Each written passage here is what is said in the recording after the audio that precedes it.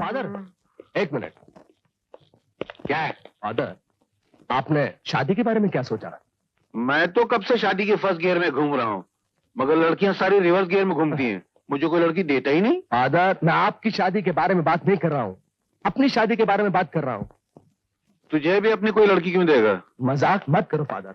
आपने तो मुझसे वादा किया था कि सीता जैसे फौरन से लौट के आएगी, आप उसका हाथ मेरे हाथ में दे देंगे। मैं बग गया था, मगर अब मैं समझता हूँ कि गलत बग गया था। फादर, आपको अपने बेटे की बिल्कुल परवाह नहीं। आप नहीं चाहते कि आपके बेटे का घर बसे, एक इज्जतदार लड़की आपकी बहू बने? हाँ फादर। सच बोल रहा है या? गुगली नहीं मार रहा हूं। आप एक बात छेड़ के तो देखिए। अब वो आ रही है सामने। बेटी, आज तो बहुत फर्स्ट गियर में नजर आ रही हो। मेरा मतलब बहुत खुश नजर आ रही हो। और बुजुर्गों ने कहा है कि जब कभी कोई टेढ़ा सवाल पूछना हो तो गियर की हालत देके पूछना चाहिए, मतलब खुशी की हालत देके पूछना चाहिए। मैं समझता हूँ मेरे दिल में एक बहुत दिनों से बात है, वो पूछ ही डालूं। पूछो uncle. Morning Sita. Good morning. वो अपना क्या नाम है उसका? हाँ, जिसे हमने नौकरी से निकाल दिया है। हाँ, नहीं छी, उसका क्या नाम ले रही हो? ये मेरा बेटा है ना, क्या नाम है तेरा? वो हाँ, तो इसकी है ना शादी की उम्र हो गई है। वो तो पहले ही हो गई थी। जब मैं अमेरिका गई थी उस वक्त ये शादी के लायक हो गया था। हाँ, मगर जब तुम अमेरिका जा रही थी तो रिवर्स गियर में बचपने की तरफ चला गया था। अब तुम अमेरिका से लौट आई हो तो ये फर्स्ट गियर में जवानी की तरफ लौट आया है। ठीक कहा आपने। सही कहा? मैंने सही कहा? मतलब गाड़ी फर्स्ट गियर में आ गई? अरे बेटा, मैं तो कभी सोच भी नहीं सकता था कि गाड़ी इतनी जल्दी फर्स्ट गियर में आ जाएगी। चल जल्दी शुक्रिया अदा कर, शुक्रिया अदा कर। मुझे तो अल्फाज ही नहीं मिले। मैं तुम दोनों की जन्मपत्री लेकर आज सूची के पास जाता हूँ। जन्मपत्री किसके लिए? फर्स्ट गियर निकालने के लिए। शादी किसकी? आपसे किसने कहा कि मैं उससे शादी करना चाहती हूँ? तुमने कहा? तब अभी मैंने तो रवि की शादी के बारे में हाँ कहा। रवि की शादी अपने साथ करने को नहीं कहा। जाइए, कोई अच्छी सी लड़की उसके लिए ढूंढ लीजिए। शादी के लिए जो भी खर्चा होगा मैं करूंगी। लेकिन बेटी, फिर तुम्हारी शादी कब? जिसे मैं पसंद करूंगी उससे मैं खुद शादी कर लूंगी। फिर ये लटक गया। फादर, क्या बात कर रहे हैं आप? कैसी बात कर रहे हैं आप? आप चाहते हैं कि वो खुले शब्दों के अंदर बोले कि आपके बेटे को नहीं चाहते? नहीं, आप में जरा सी भी कॉमन सेंस है कि नहीं? मैंने आपसे क्या कहा था? मैंने आपसे ये कहा था कि मेरा हाथ इस लायक नहीं कि उसका हाथ लेकर थाम ले। और आपने क्या कहा था? आपने कहा था नहीं बेटा, इसके साथ शादी करने के लिए सिर्फ तू ही काबिल है। मैंने? सीता, अगर तुम शादी के लिए राजी हो भी जाती तो मैं खुद तुम्हारे पास चल कर आता और तुमको समझाता कि तुम अपनी हैसियत को देखो और तुम मेरी हैसियत पे नजर डालो। तुम आसमान का तारा हो और मैं जमीन की धूल। मैं तुमसे शादी करने के लिए बिल्कुल राजी नहीं हूं। अरे मगर तूने नहीं कहा था? I said get out. Out you old man. Out. Senseless fellow. मेरी एक बात और तुम और से सुन लो। अगर तुम शादी के लिए हाँ कह भी देती, मैं खुद तुम्हारे पास आकर शादी के लिए इनकार कर देता। भाई, मेरा तुम्हारा क्या मुकाबला? फादर की वजह से तुम्हें जो तकलीफ पहुंची है उसके लिए मैं तुमसे माफी मांगता हूं। वो बेचारे बेटे की शादी के जोश में भूल गए थे कि जूता पैर में पहना जाता है, टोपी की जगह सर पर नहीं रखा जाता। उनकी बदतमीजी की वजह से तुम्हारे दिल को जो ठेस पहुंची है उसके लिए मैं सीता देवी हाथ जोड़ के तुमसे माफी मांगता हूं। इट्स ऑल राइट, जाओ जाकर अपना काम करो।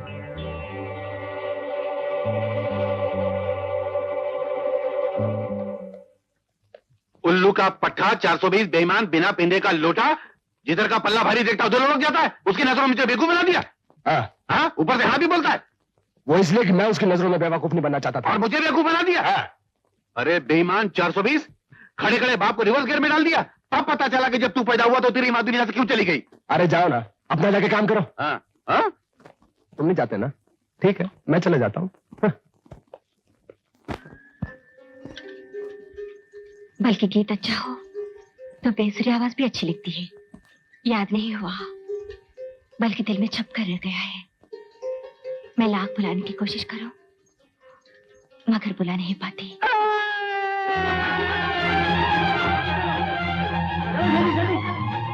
संभाल कर देखिए। आहिस्ता आहिस्ता आहिस्ता। और कहाँ था दरवाजा खोल। गणपत मैनेजर साहब से जाकर कह दे कि किशन बहुत बुरी तरह जख्मी हो गया है, उसे फैक्ट्री की गाड़ी में डालकर हॉस्पिटल ले गए। चल जा। मैनेजर साहब, अपना वो किशन है ना, क्या उसे? उसको फैक्ट्री में बहुत बुरी तरह मार लगा। रामबो उसको फैक्ट्री की गाड़ी में डाल के हॉस्पिटल ले गए। आपको बोलने के लिए बोला। फैक्ट्री की गाड़ी में? हाँ, फैक्ट्री गाड़ी। I'll call you back. Okay? Excuse me madam, क्या मुझे आपकी गाड़ी की चाबी मिल सकती है? किस लिए? एक जरूरी काम से बैंक जाना है। कंपनी की गाड़ी क्या हुई? मजदूर ले गए उसे। मजदूर ले गई? वो मजदूर यूनियन का लीडर है ना राम, वो ले गया। उसको क्या हक है कंपनी की गाड़ी ले जाने का? अब क्या बताऊं आपको मैडम, यही सब दुख सह कर चाचा जी का ध्यान हो गया। एक मजदूर की उंगली में जरा सी चोट क्या आ गई, 2-4 कतरे खून के बह गए, उसने शोर मचाना शुरू कर दिया, मालिकों को गाली देनी शुरू कर दी। कहने लगा ये मालिक लोग समझते क्या अपने आप को, कब तक मजदूरों का खून चूसते रहेंगे, कब तक उनकी जिंदगियों से खेलते रहेंगे। खुद की गलती से उंगली में चोट आई और खून चूसने का इल्जाम लगा दिया मालिकों के ऊपर। और वो राम है ना राम, उसने तो आओ देखा ना ताओ उसे गाड़ी में बिठाया और सीधा लेकर चला गया। उसकी इतनी हिम्मत हो गई? वो समझता क्या है अपने आप को? ये फैक्ट्री, यहाँ की गाड़ियाँ उसके बाप दादा की जायदाद है।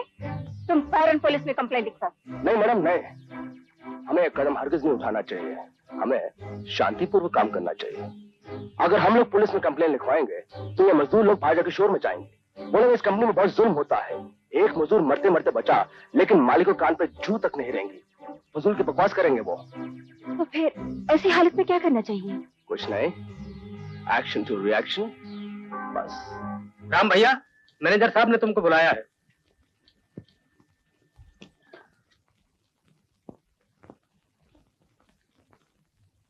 आपने मुझे बुलाया? ये क्या है? पढ़े लिखे आदमी हो, पढ़ लो, मुझसे क्या पूछते हो?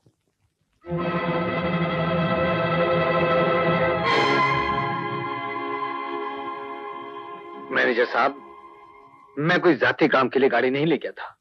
एक मजदूर जख्मी हो गया था, बुरी तरह खून बह रहा था, इसलिए जल्दी में बगैर इजाजत के मैं गाड़ी ले गया।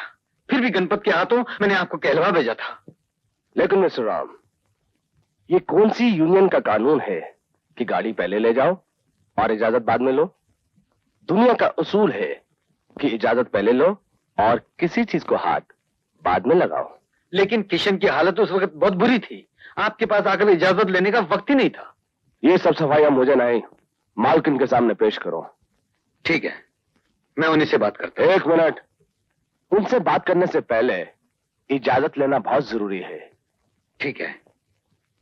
मैं तुम्हारा बयान उनके सामने पेश करता हूं, वो तुम्हारे बयान पे क्या फैसला करती हैं अभी सुनाई देता हूं। हेलो हेलो मैडम, हमारे मजदूरों के यूनियन के लीडर आपसे ये पूछना चाहते हैं कि उन्हें सस्पेंड क्यों किया गया, और वो आपसे मिलना भी चाहते हैं। उन्हें आपके पास भेज दूं? उन्होंने नो कहा है। लो, मैं उनसे बात करता हूं। ये पब्लिक टेलीफोन नहीं, इंटरकॉम है। ये सिर्फ मेरे उनसे बात करने के लिए है या उनके मुझसे बात करने के लिए है, यानी कि सिर्फ हम दोनों के बात करने के लिए है, तुम्हारे बात करने के लिए नहीं है। लेकिन मैं उनसे बात करना चाहता हूं। जब कोई तुमसे बात नहीं करना चाहता तो तुम्हारा उससे बात करने का इसरार करना तहजीब और शराफत के दायरे से बाहर है।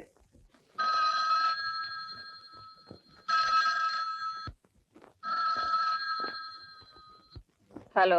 नमस्ते मैडम, मेरा नाम राम है।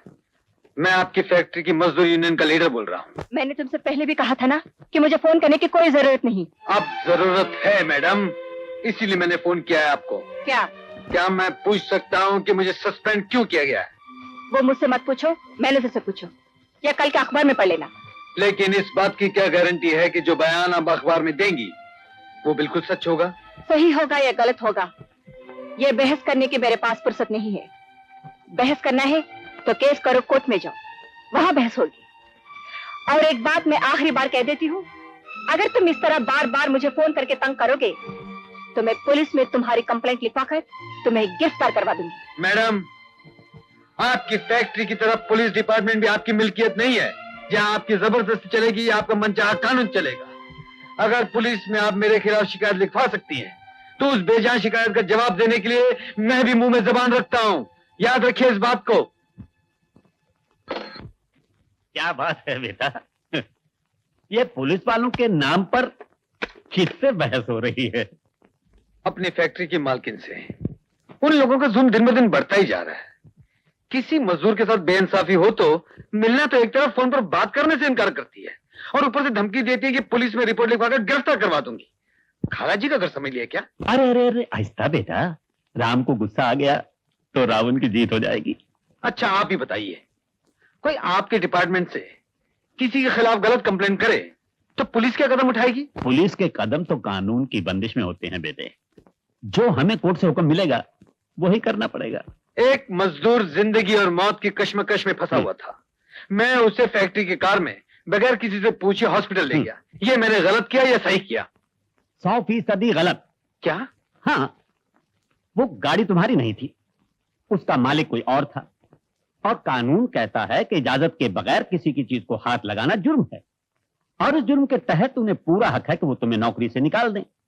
और अगर वो शिकायत करें तो हमें पूरा हक है कि हम तुम्हें गिरफ्तार करें और सजा दिलवाएं।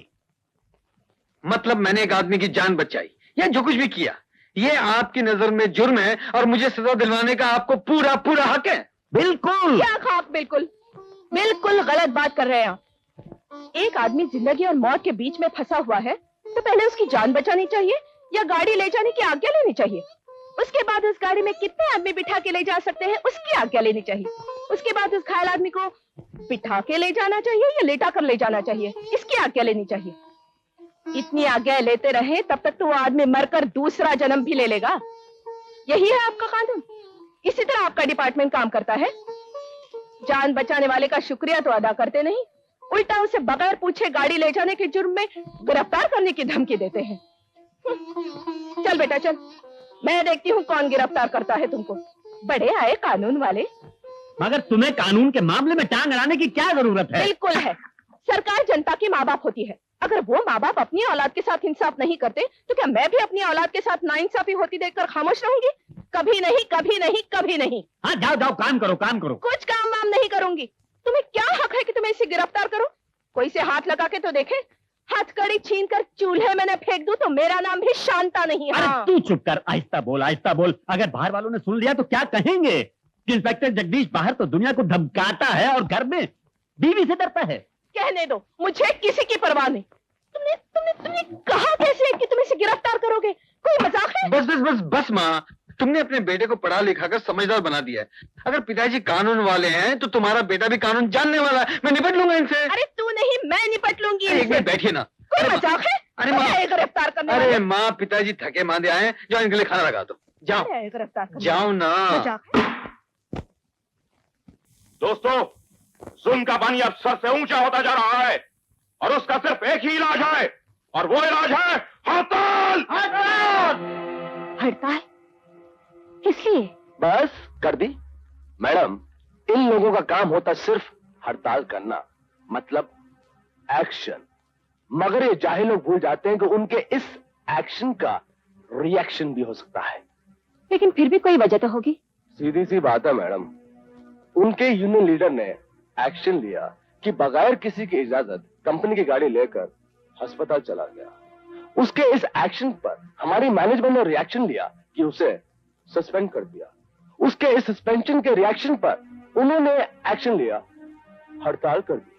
मगर आप चिंता मत कीजिए मैडम, इस एक्शन रिएक्शन का मेरे पास भरपूर एक्शन है।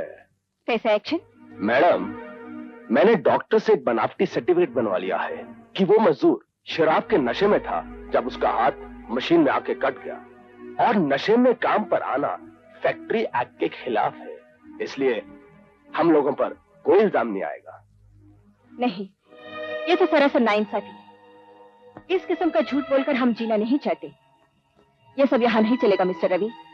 जाइए अभी और इसी वक्त मालूम कीजिए कि वो मजदूर किस अस्पताल में है। वो उसका जो हक बनता है हम उसका मुआवजा देंगे। देखा किशन, ये है इंसाफ। तुझे देखने के लिए अब तक ना वो तुम्हारी मालकिन आई, ना वो मैनेजर आया, और आएंगे भी नहीं। मैं उस मगरूर औरत को अच्छी तरह जानता हूँ। बगैर किसी कसूर के उसने मुझे नौकरी से निकाल दिया, और तुम्हारे बारे में भी खुद को बचाने के लिए वो जरूर कोई ना कोई झूठा केस बना देगी। ये लो, तुम्हारा लीडर भी आ गया। किशन, कैसे हो भाई? कैसे हो सकते हैं? भगवान को मेरा सुहाग बचाना था, इनकी जान नहीं ली, वरना मेरे बच्चे अनाथ हो जाते हैं। राम भाई, ये किस किस्म के पत्थर दिल लोग हैं? इनकी नजर में इंसान की कोई कीमत ही नहीं है। मैं तो कहता हूं भाई, अदालत का दरवाजा खटखटाओ, तब जाके इनके होश ठिकाने आएंगे। हाँ, यही ठीक है। नहीं नहीं, खामखा क्यों कोर्ट कचहरी के चक्कर में पड़ना चाहती हो? इसमें कितना वक्त बर्बाद होगा, कितने धक्के खाने पड़ेंगे। तो इसके अलावा और भी तरीका है? एक तरीका है, हम खुद उनके पास जाएंगे और उनसे किशन का हक मांगेंगे। लो, वो आ गई तुम्हारी मालकिन।